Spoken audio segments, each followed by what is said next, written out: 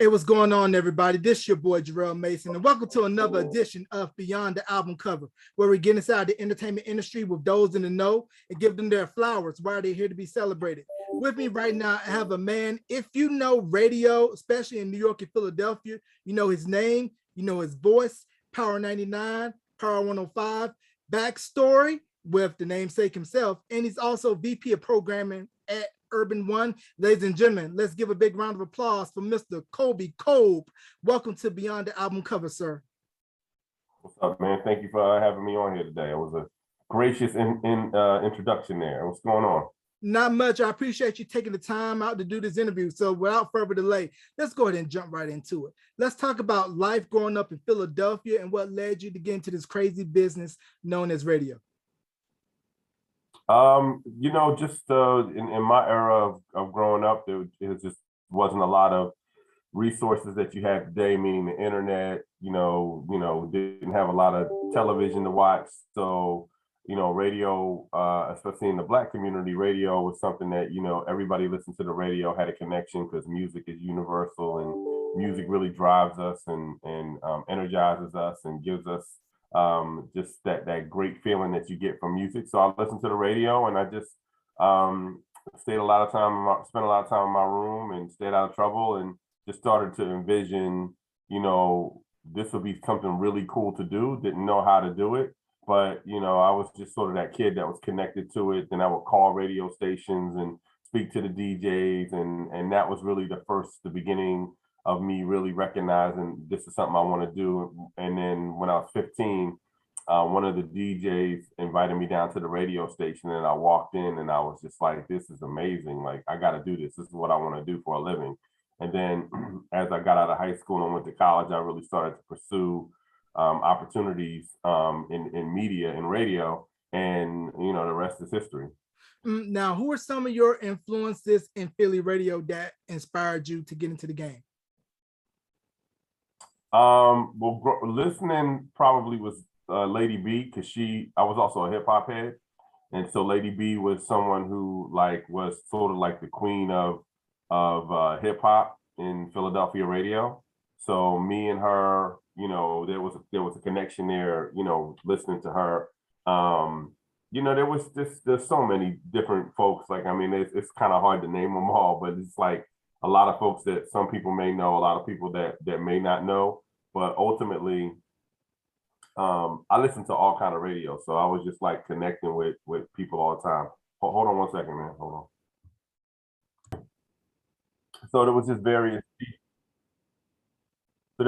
DJs that I would connect with, and the main one that really sort of gave me an opportunity was Fred Buggs, who at the time was on in Philadelphia, and then he went to New York, and my parents were divorced, so I would spend my weekdays in Philadelphia and then my weekends in New York because my dad lives in New York, and I called him on the radio station, and that was like the first time I got invited to a station. He was working at the biggest urban station in America at the time, which was Kiss FM. And I went down to the station. So Fred Buggs, is somebody that, who's still in the game. He's on BLS today. It's somebody that that really mentored me early on and just kind of showed me the ropes. JoJo Davis, who was sort of my mentor in radio at the time when I got to Power 99, he was doing nights. And he really took me under his wing and really kind of taught me a lot. Mike Love is another one. Mike Love, actually, who is a consultant in radio still to this day, actually gave me my name. I mean, he was the one that it just came out of his mouth like Colby Colb, and that was kind of like the beginning of me. And I was 17 years old, so it was like that was it. That was the name, and he gave it to me. So those are some of the people. Patty Jackson is someone we worked together at the time, and she's just a phenomenal talent today. Other folks, the late E. Stephen Collins, Butterball, all of these great icons of people that I listen to in Philadelphia, and then even Tony Brown, God rest his soul, he died in the last year, who was sort of, was an icon of Philadelphia radio. I ended up working with him. And, we just became friends. He invited me to his wedding. He didn't invite that many people to his wedding, but I was at his wedding. So just people like that I listened to growing up and then end up working with, and then, learning some things from. And the one thing that I missed about broadcasting back during those days was that there was originality based on whatever market you were in. Philly was different from New York, different from Columbia, South Carolina, or Atlanta, Georgia. And you mentioned Lady B earlier, and her influential show Street Beat, and Questlove on Questlove Supreme just recently had her on, which was a treat because she rarely gives interviews. So can we talk about the importance of that show, what it meant to Power 99, and how they were taking what Magic and Red Alert was doing in New York and added their Philly flavor to it? Yeah, well, the cool thing about Lady B was, like, at the time when she was doing Street Beat and I was coming back and forth to New York, so I got a chance to listen to, Magic and Molly, who were just killing it on BLS, and then eventually Red Alert and Chuck Chillout, who were doing it on Kiss FM in New York. But what Lady B was different because, she was on an AM station, WHAT, and I'll never forget that, because on WHAT, it was hard to get the station, it was an AM station, and like, but she would have that thing rocking. And then, that the first major free agency move that I recognized in radio was her leaving that AM station and going to Power 99 and working on the afternoon show. On Sunday afternoons, taking Street Beats to Sunday afternoons. And that just exploded. That show just exploded. And so she's really someone who is iconic in a sense. She was groundbreaking in radio and in hip hop, but she was also a woman doing it. And we still work together to this day. Like, I brought her to Philadelphia, 2 times. So, brought her back on the radio in Philadelphia 2 times, and someone who I admire. And, she should definitely get her flowers. And, Questlove was interesting growing up in Philadelphia. Questlove was a little bit younger than me, but he would listen to my show because when Lady B went off the air, that's how I ended up getting my show Radioactive, because there was no hip hop show for 2 years in Philadelphia. And I went to my boss, and I was 21 at the time, and I was just in a real weird spot. My brother had just died, and I pitched this idea for a hip hop show, and he gave it to me, and I did this hip hop show. And Questlove was a caller that used to call in on the Friday nights. He would call in, we would just talk about music, and then eventually he became an artist, and then he was a guest on the show. So I always think it's full circle when you think about all these interactions that you have with people, and the way that things kind of work out. But yeah, Lady B is still to this day iconic. Yeah, and this was back in the days, people, when rap and hip hop was not getting mainstream play on the certain day parts in radio, where they would only put it late night or early mornings where it wouldn't affect the ratings. But once they saw the moneymaker and then the demos that would buy, then we got to put this in between Freddie Jackson, Anita Baker, Luther Vandross, and try to get that young demographic in while appeasing our older demo who got the money. Yep. It's just the marketing. You put something on a little risque, cool, and you bring a lot of people in. And then once you get the people in, then unfortunately a lot of times it changes. You could look at Fox. The network, TV network Fox, was built on Black shows, and they had Living Color. They had all these different shows, and then next thing you know, they got the NFL. And then all of a sudden they got rid of all of the Black shows, and they had like Married with Children and The Simpsons and all these other shit. Like, they just kind of pushed all that stuff out, but they used the Black audience to build up the network, right? It happens all the time. And hip hop is sort of that energy, that it just brings a lot of energy. Like, whenever you do something with hip hop, it just brings energy historically. And it definitely connects with younger people. And then that just builds awareness and audience. Or when they say in radio, cume, people like checking in, and you build off of that. Yeah, for sure. And you went to Temple University. Now, did you have any sightings of the late coach John Chaney? Yeah. When I went to Temple, the basketball team was very good. Most of the years that I was there, the basketball team was good, and John Chaney was, he walked around campus, and he had a really tough programming program, and what he liked to do, which everybody recognized, was, all the players had to come in for like 5 a.m. practices or whatever before their classes started, which was like crazy. But yeah, I remember that era. That was a great era. In fact, in my sophomore year, we were the #1 team in the country, and then we eventually lost to Duke in the Elite Eight. And Billy King, who was an NBA executive, or not no more, but was an NBA executive, was a college player on that team, and he was a friend of mine when I was living in Philly. And then we used to go at it all the time, because I always tease him about that game, Duke Temple game, and how they broke our hearts that year when we were #1. Yeah, I hate Duke too. I'm a Tar Heel fan, so need I say more? So Philadelphia, we all know the history of Philly Soul, Philly International, Sigma Sounds, Gamble, Huff, Don Bell, Linda Creed, Hall & Oates, LaBelle, the list goes on and on. But Philly, in terms of a market for hip hop, was just as important as New York, because a lot of New York acts would come down to Philly and really cut their teeth. Mm-hmm. And then, all of the early Philly rap acts like Schoolie D, then Jazzy Jeff, DJ Cash Money, Fresh Prince, 3 Times Dope, legendary record label Pop Art. So can we talk about the influence of Philly hip hop on hip hop culture? Yeah, well, I mean, basically the birthplace of hip hop is New York City, and it's really, if you think about it, it's sort of like a bomb, and it just kind of exploded. So it started in the Bronx, and then it quickly spread to all the boroughs. Then it was Jersey, then it was Connecticut, and the next major city to embrace hip hop was Philadelphia, and then Hartford to the north. But Philly was sort of the bigger market that artists would come down to, and then they would, if you were blowing up in New York, you were pretty much doing well in Philadelphia. And then Philadelphia had a bit of a chip on its shoulder about that, because it was all about New York, and then New York was the birthplace of hip hop. So it was, organically, that's what was happening. And so Philly wanted its own, lane. It wanted its own, moment. So there were just like a bunch of great artists that started to be developed out of Philly.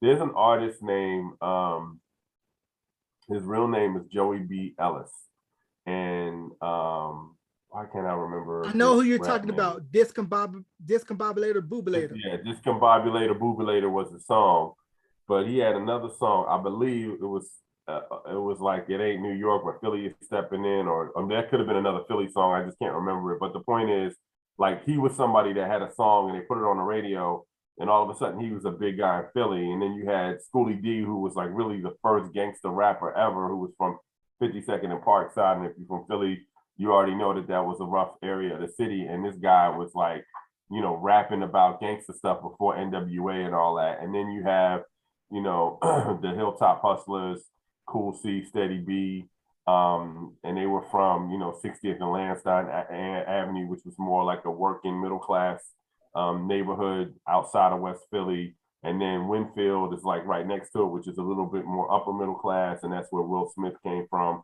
And then Jazzy Jeff was from Southwest Philly, and you just kind of had this really big group of artists kind of coming together. And so when big shows would come to Philly, these artists would be opening up for them. And then you would have the growth of Steady B, then Cool C, getting their major deals and touring all over the country. And all of the other artists that, that were developed, 3 Times Dope. That was just, it was a really good moment in hip hop. And then you even just fast forward to where we are now, there's a great crew of rappers coming out of Philly.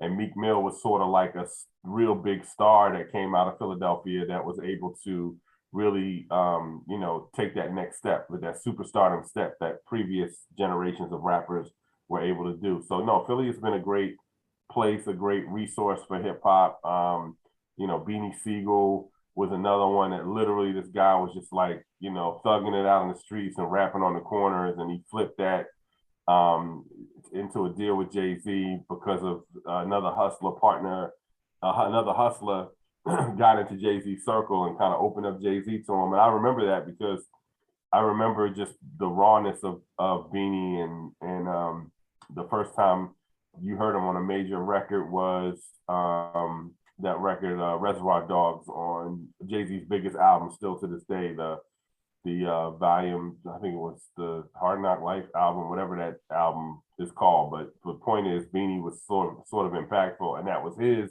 entry into the business. And then you had the young, the State Property Crew, all of those guys, you know, Chris and Neef, Petey Crack, all of these guys, man. I mean, we just had such a movement. There's such an energy in Philly, and Philly is, you know, one thing about Philly that I always tell people. I mean, I don't live in Philly anymore. I live in the DC area now, and I've lived all over the country.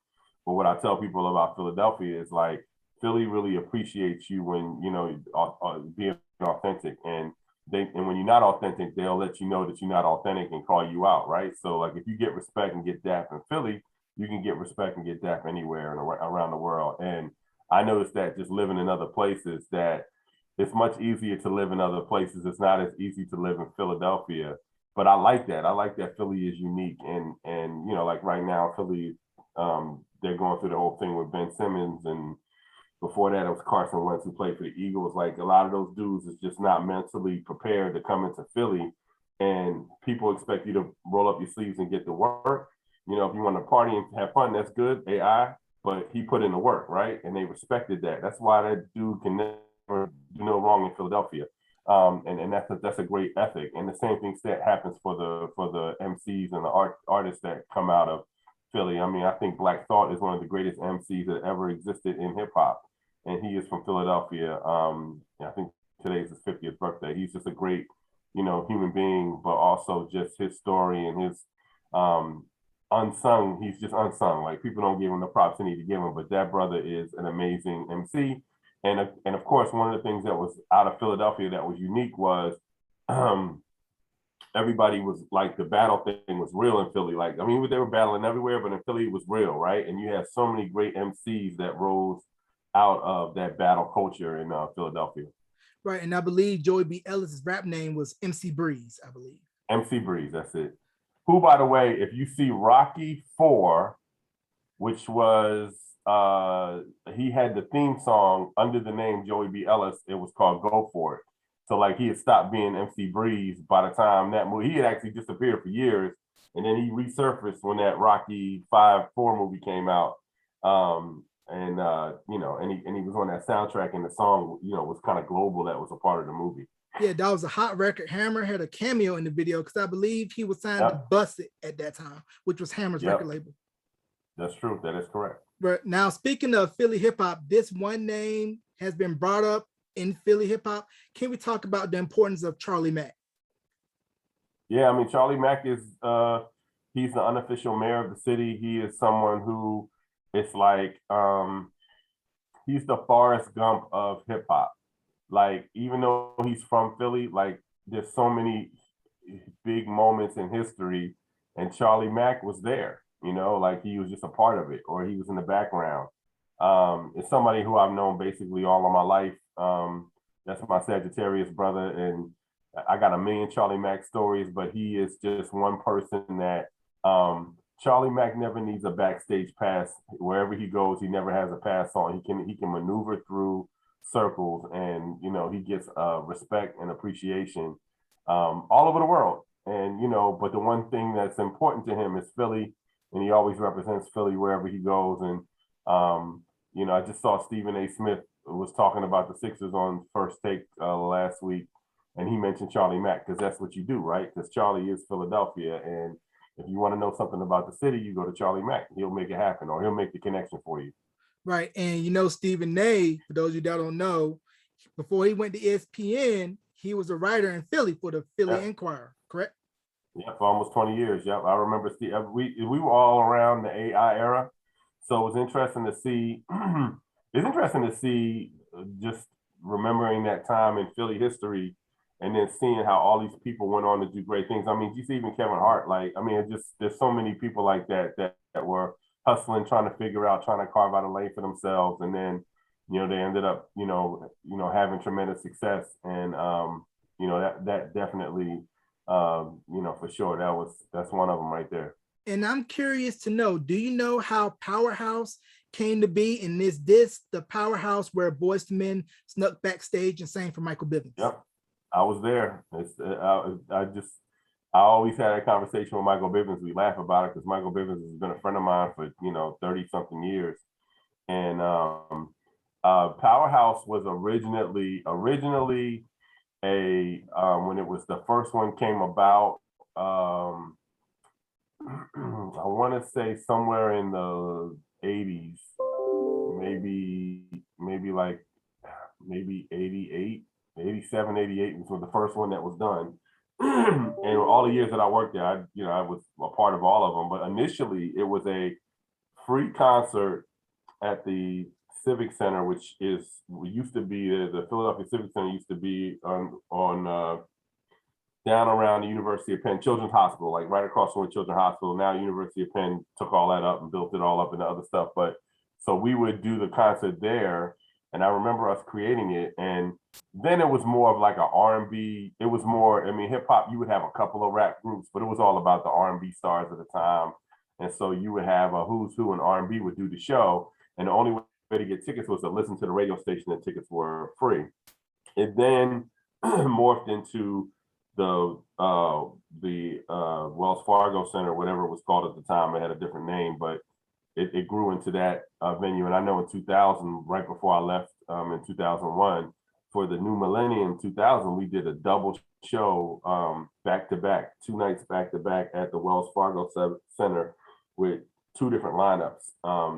And so that concert has always been a major force in hip hop historically. And I was there at the beginning when we started it, and we built it into a monster. When I thought that one of the better ones was '98 when we had Jay-Z and DMX, who were both like big albums at the time, both real rock stars. We got them for free to do the show, and that was just like one of the best shows ever. I mean, it was just a iconic show. And if you want to think about like from Usher to Busta Rhymes to Monica, I mean, it's a who's who in the music business stepped on that stage at one point or another. I mean, even going back to Aaliyah did one of the early powerhouses in the early 90s. And I have a picture from that night with me and another woman who was a major executive in the music business now, and Aaliyah, right? So it's like to show you like, who graced that stage. And then New Edition did the show one year, and and Boyz II Men, that's a true story. Boyz II Men snuck backstage and used one pass to get everybody backstage. And it's interesting when they tell that story, because it's like, yeah, I was there, and then I was the first person. Me and Stanley T were the first people to play their music on the radio. We were an early part of their career. Michael Bivins would come to Philly all the time, and at the time, BBD was like the biggest group ever. And then his first group on his label, Biv 10, was ABC, and they had a huge project. And then Boyz II Men, who then was just like out of here. And I actually I have a cameo in the Motown Philly video, and spent a lot of time with those guys. Who would go over their house, and hang out, and they bought big mansions, and they all had cars, and it was nice to like know them and see them and watch them grow into the stars that they. It's just interesting to watch it, because again, I just remember when they first started, and they just like they didn't have anything, and they were just literally some kids in school who or just getting out of school. In fact, Wanye was still in high school, and I think I was on a call last year, a Clubhouse call last year, and I was on a panel with Nate, not Nate, Slim. What's his name? Sean Stockman. And I was telling the people about Sean. We were talking about Boyz II Men, and I said, just imagine like it's 1991 and BBD is the biggest artist in the country. I mean, Poison, like Do Me, they were just like huge, right? And then you got ABC, who had the biggest song, Aisha, and this other song. And then you're in the Performing Arts High School in Philadelphia, and they come outside of your school to film a video. And so if you look at the end of the Motown Philly video, they go Boyz II Men, BBD, ABC, BBD, whatever they do. And then you'll see like them, it'll be Boyz II Men, BBD, and ABC. And that picture and that moment was outside of a high school. And so it was like thousands of screaming kids from high school, and they had to do it there because Wanye was still in school. So like they kind of just like finagled it to record the video. You can never do any of this stuff today, like because of social media, you wouldn't be able to get away with it. But I thought it was really a cool historic moment, and I'm just glad that video exists because I can always go back to that video and tell you the story based on the Motown Philly video. Yeah, but the crazy thing about Boys to Men to me is Mark Nelson, who later went on to be in As Yet, was originally in Boys to Men and then left to put out a solo album before linking up with As Yet. And then they did backing vocals for an R&B singer by the name of Robbie Michaels, had a record called 1 Mile from Paradise. And their original name was Unique Attraction before they settled on Boys to Men. Yep. And also at that school at the time, you had Questlove, who was in the, if you look at the Motown Philly video, a much skinnier Questlove without an afro. He had braids on. In fact, he was in front of me playing the drums. He was actually in 2 scenes playing the drums, but he was their classmate. Was Emile LaRue from Group? Emile LaRue was there at the time. And there was just a lot of other cool, interesting people that, you know, I mean, the Roots.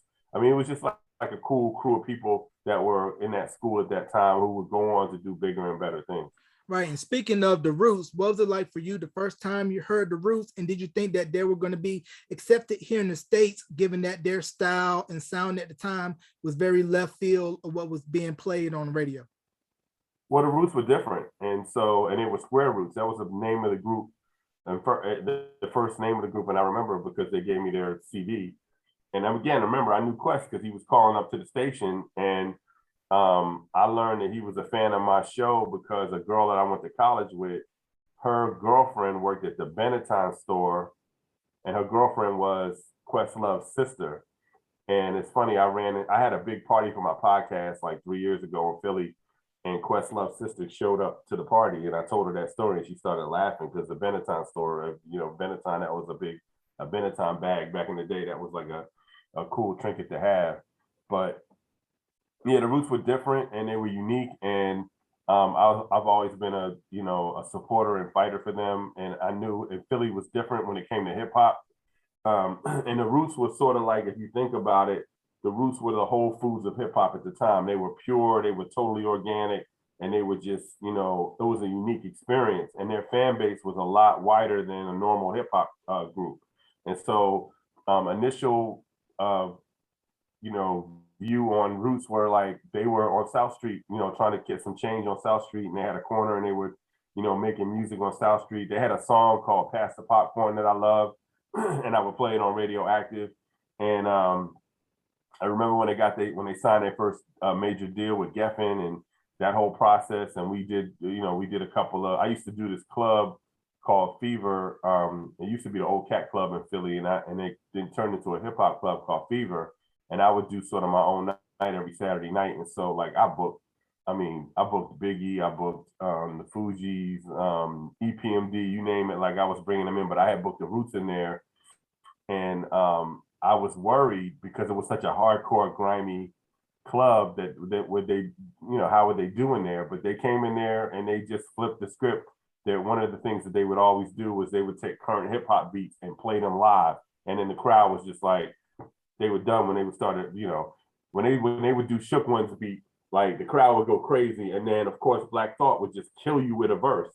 So I knew that they were special. I knew that they were unique, and I knew that they were going to be something more than the usual group because of their fan base. And so, the rest is history. Like I went to go see them when I lived in Cleveland for a couple of years, and I remember they did a show in Cleveland, and I went to go see them there. And just wondering and looking at this crowd of people in Cleveland, just like, oh man, I remember these dudes was coming up in Philly. And then of course now with the Tonight Show. So they're just great people, and Questlove is just he's a treasure, and I'm just proud of him, just knowing him when he was a kid to knowing where he is now and just seeing him grow. That was just an amazing run.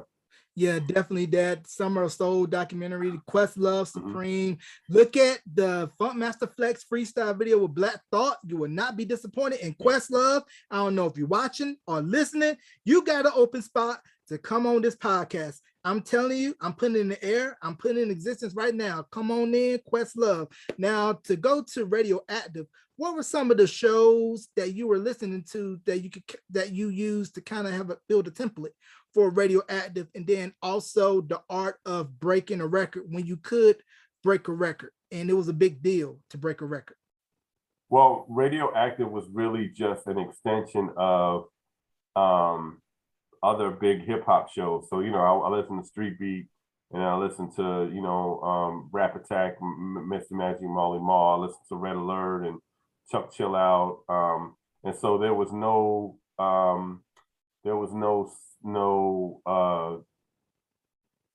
outlet for that once Lady B left in Philadelphia. So I wanted to do my own thing.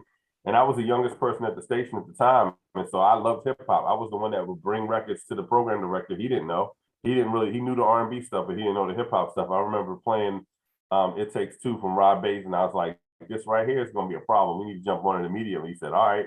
And we did it. And of course, the rest is history. But I would always find those big hip hop songs. And I remember when the station transitioned away from being that R&B station in the mid 90s into more of a hip hop station in the latter 90s, which was totally my vibe and my era.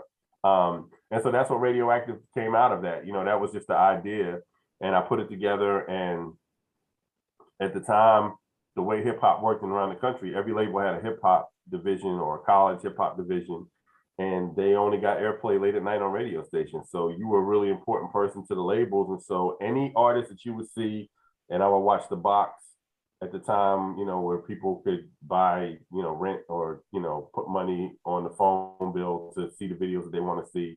You would see all kind of like videos there, and then you would see videos on BET.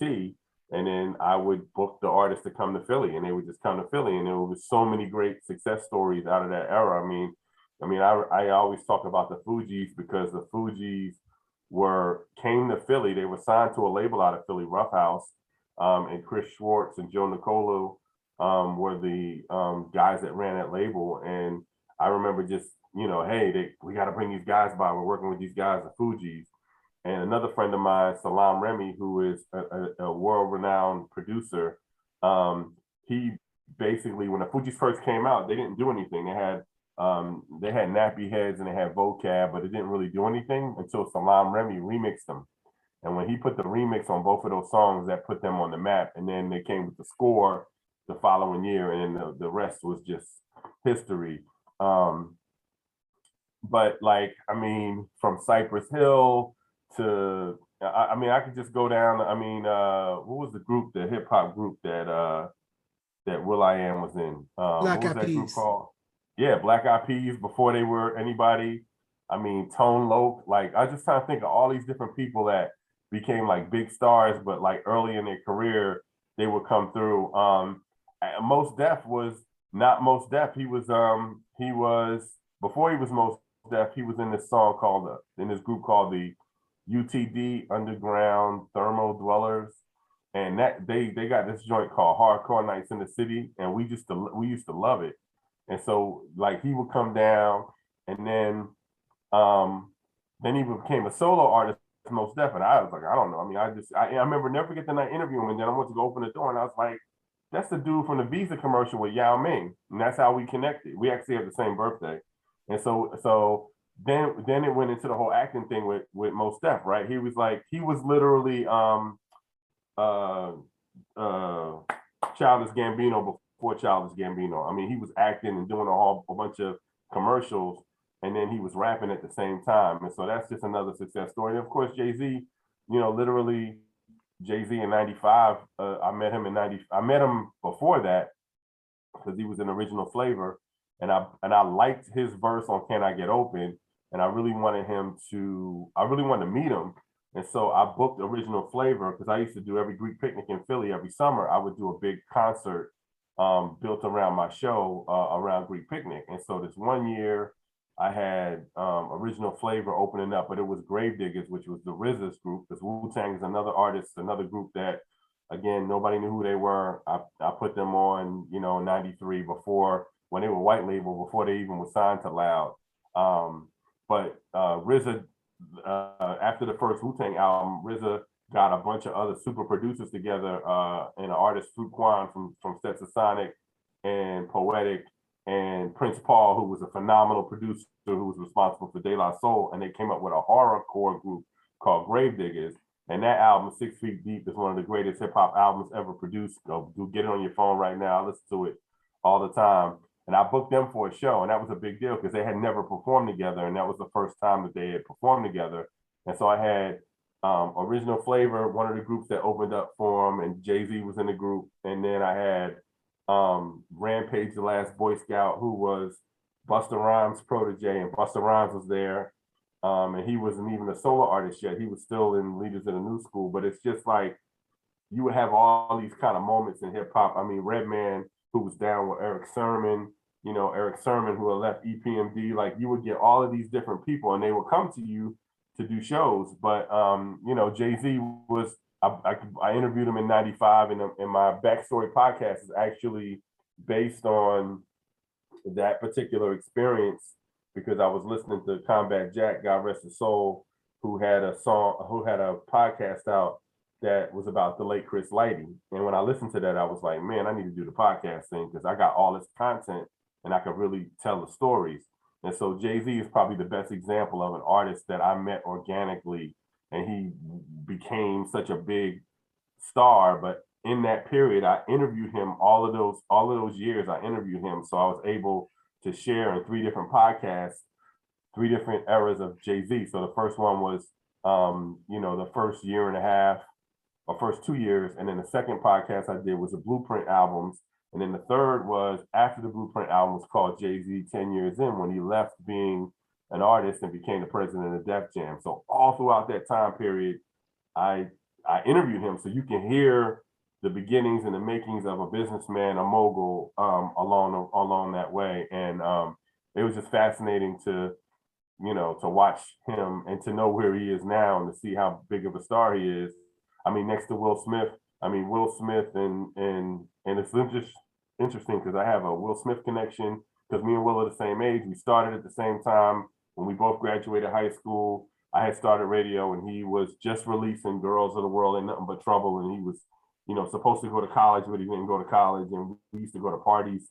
They used to have these grand big parties in Winfield and these big old houses before they became stars, and we used to hang out. But it's just wow when you see they're who they've become and the essence of their being in entertainment, but also around the world. And you just remember some regular guys. I mean, I remember Dame and Jay coming in twin Lexus GS coupes with big rims on them, and they had a bunch of 12 inches in the trunk of their cars.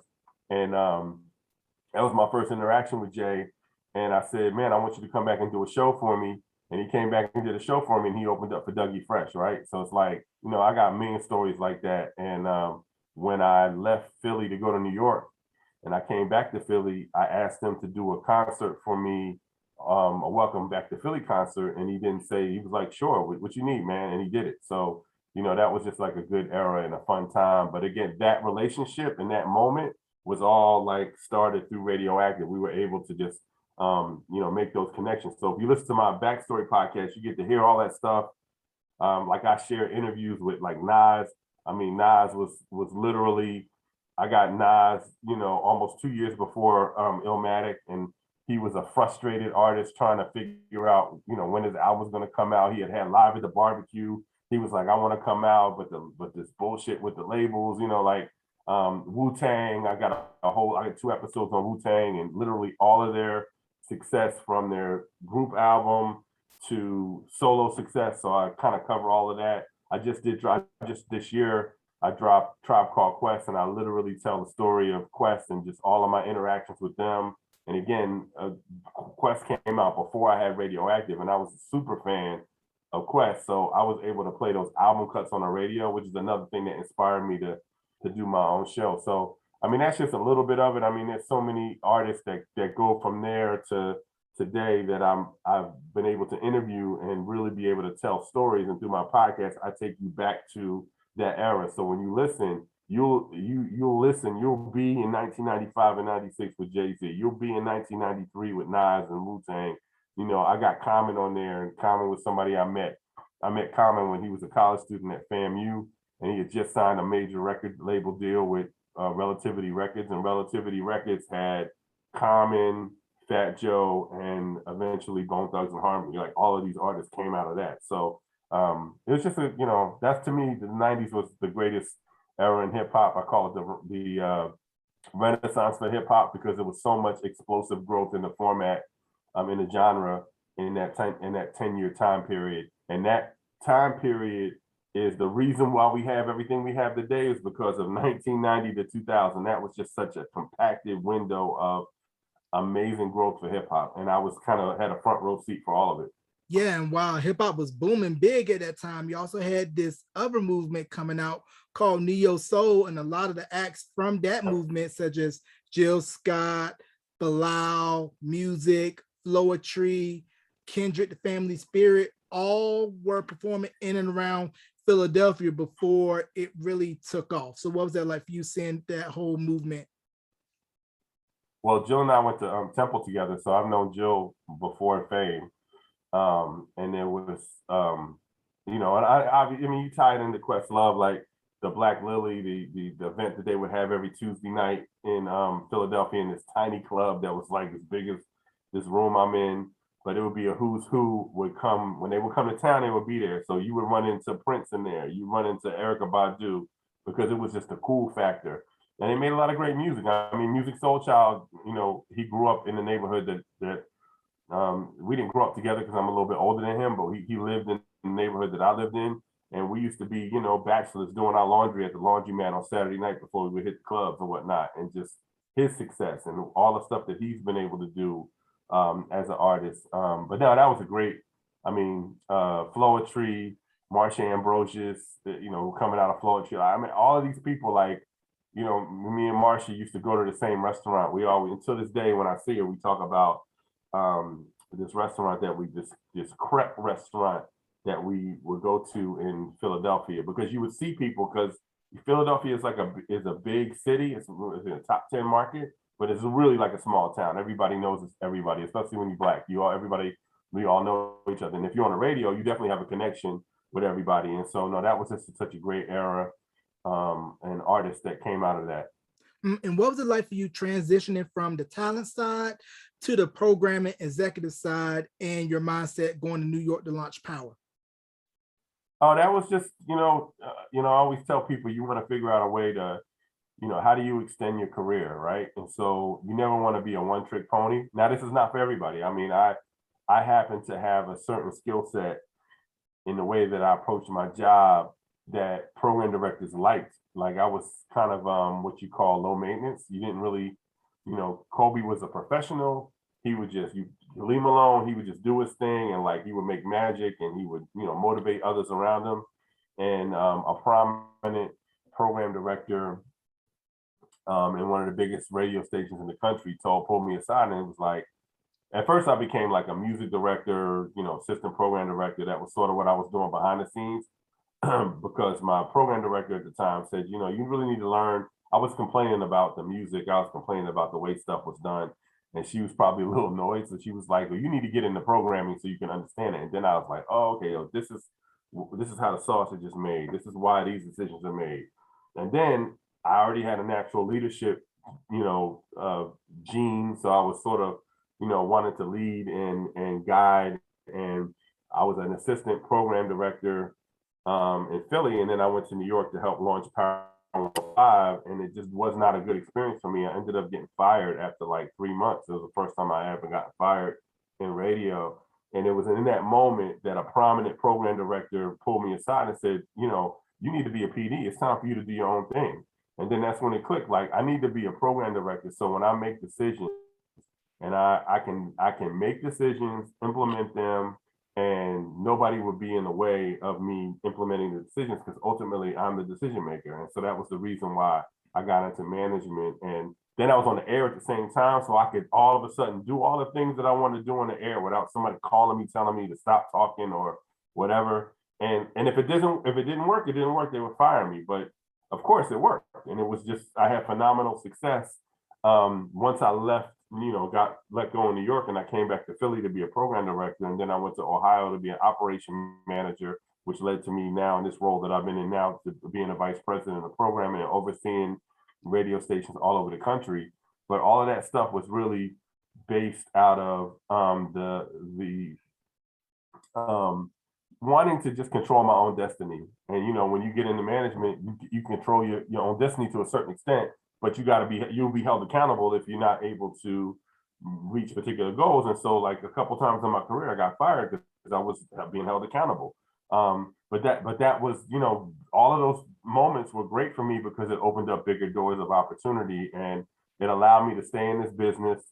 A lot of the people that were starting when I got started are now all the big executives running all the companies. So it's like all the big people and all the companies, we all have a long history because we've come from the same era, right? So it's cool.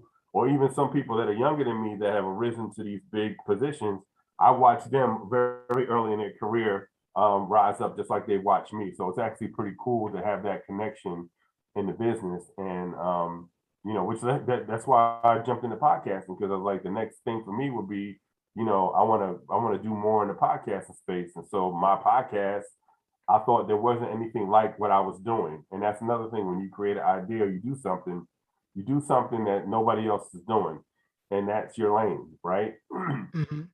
And most people don't do that. Most people are trying to copy somebody else's success. Well, let me do it. I can do what they did.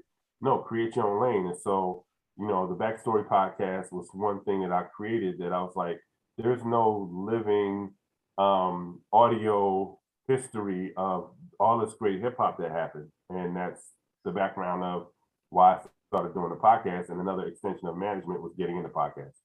Mm-hmm. And being in the broadcasting industry off and on for 17 years, started out in college, and seeing the changes in broadcasting over the years with podcasting and streaming, how does radio find its place in today's current landscape, where today's generation of kids won't know the concept of sitting by the radio, waiting 15, 20 minutes for a song, where they can go to their phone, computer, or whatever device, and it's at their disposal? And how does radio say, okay, we know we're not going to be able to fully compete with streaming and podcasting, but we still have a place in today's media landscape? Well, I mean, it's everything evolves, and so technology has drastically changed media. And radio, I know a lot of people say they don't listen to radio, but they actually still listen to radio. They may listen to it differently. The way that we have grown to listen to radio is like, okay, I used to have a radio in the house and I turn it on. That's how I listen to the radio. Or I listen to it in the car. Well, a lot of the listening still happens in the car, but also people listen digitally because all the radio stations are streaming, just like all these other things that you're listening to. And radio is a very good device for artists. You can't be a superstar today without radio. Radio is really the vehicle that kind of takes you from, you're a 10,000 a show artist to 100,000 a show artist, because that magnification, that when you get to radio, allows you to reach wider audiences. And again, people are listening on streaming devices, and radio has to do and reinvent itself. And some of it is in the content that we do on the air, like music you can kind of get everywhere, but specific content, on a radio, from a day-to-day perspective, that's where the creativity comes in, doing something interesting and unique on the air between the songs. And that's how you stay relevant, in addition to podcasting and radio. Podcasting is just an extension of what we've been doing in radio forever, right? It's like podcasting for us will be recording an interview or something that we did on the radio, and then you would listen to it digitally, right? Now podcasting allows it to be distributed through all these different platforms, and it's a great way to repurpose content or parts of content. I agree, because with my podcast, I took some of my old interviews from college, from my radio show, The Time Machine. We packaged it and put it as an archive in addition to the current interviews. Now, I'm curious to know, I'm a radio aficionado, a junkie. How long did it take for you to digitize all the content for Backstory? Well, I still have it. I still have like a bunch of boxes of tapes, but I was out of work in 2008. And so it probably took me about 8 months of just taking it and sitting there listening to it, documenting it. And there's still so many files that I have to go through of content that and then sometimes because of my podcast, I come across people that listen to the show that used to record the show, and they started sending me tapes, and so I get stuff that way. I'm still missing some big interviews that I did that I just don't have copies of, or maybe I do, I just haven't gotten to it yet. So yeah, it took all that time, but it was just it was weird because I did it in 2008, and then I sat on that content for 10 years. So like, I didn't know I was going to be doing a podcast. I didn't even know what podcasting was or what it was going to become. And then all of a sudden it hit me. I got all this great content. Let me turn it into a podcast. It's just amazing how God works in your life and how you do things sometimes, and you don't have an explanation for it. But then at some point down the line, I go, aha, there was a reason for all this. And so that was sort of the backstory of the Backstory podcast. And it was literally, I was out of work. My wife was like, you got all these damn cassette tapes down here. What are you going to do? I'm going to throw them out. And I said, and I started listening. And the first thing I heard was it was Nas, and he was complaining about, being an artist, and my album's not coming out.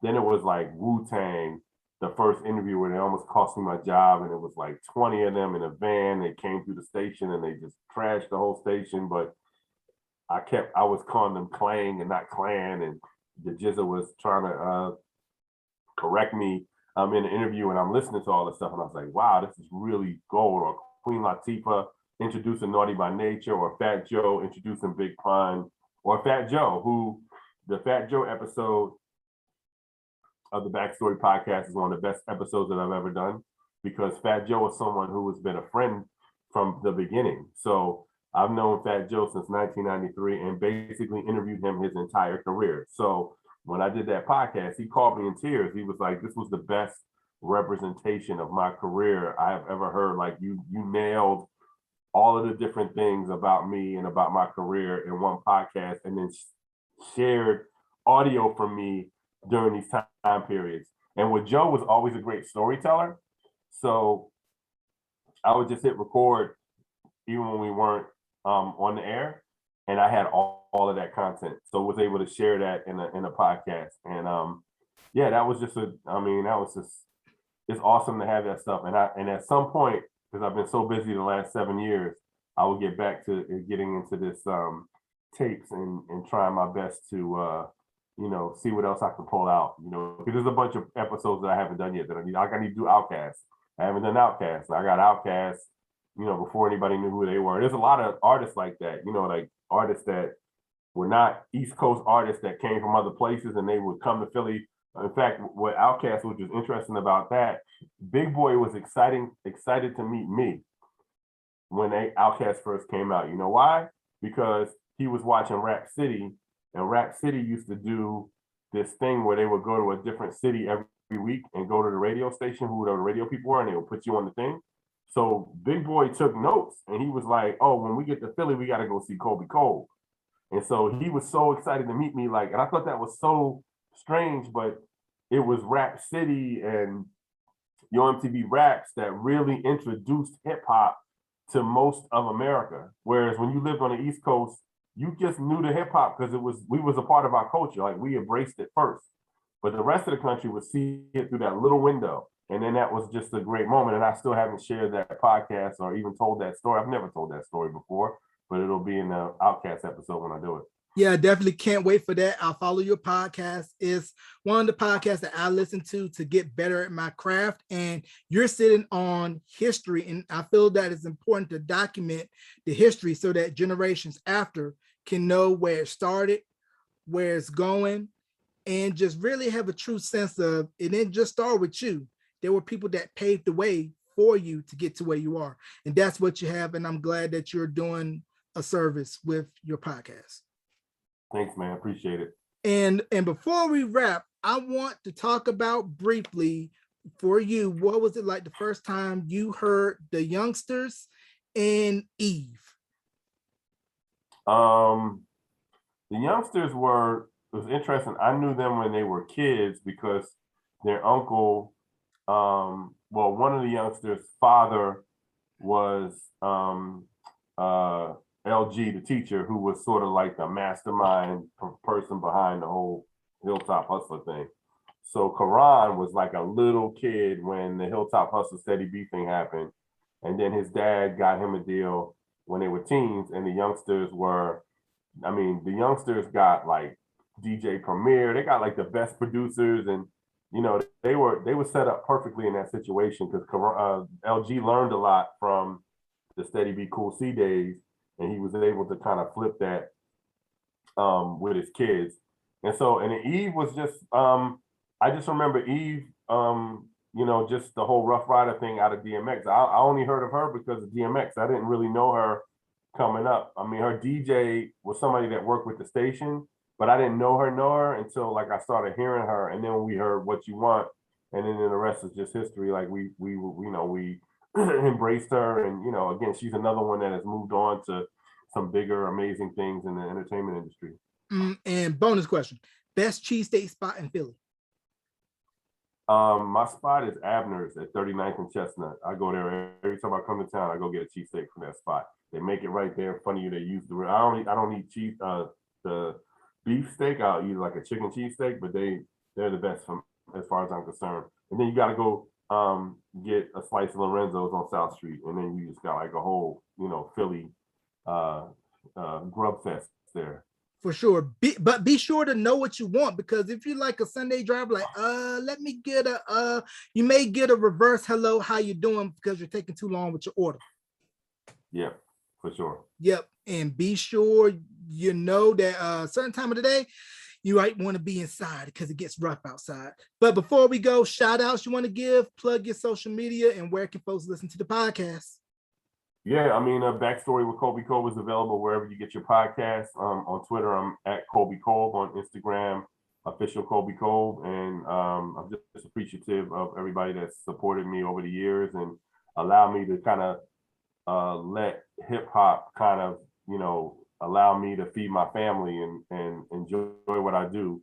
Listening to music that just kind of like, molded me as a kid. So I'm just appreciative to all the years that I've had and the blessings of just being able to do music and do radio and meet a lot of cool, interesting people and be able to then share those stories back through my podcast. So I got a lot more stuff to do, and I'm excited about the future. And again, I appreciate you with this opportunity here to be on your show. No problem. You can follow the podcast wherever you stream. You can follow Beyond the Album Cover wherever you stream. Also on my YouTube channel of the same name, and Facebook.com Beyond the Album Cover, where you can get updated with the podcast. Ladies and gentlemen, let's give a big round of applause and thank you for Colby Colb for coming on to Beyond the Album Cover with Jarrell Mason, yours truly. Colby Colb, thank you so very much for coming on, sir. Thanks for having me, man. Appreciate it. Yes, sir.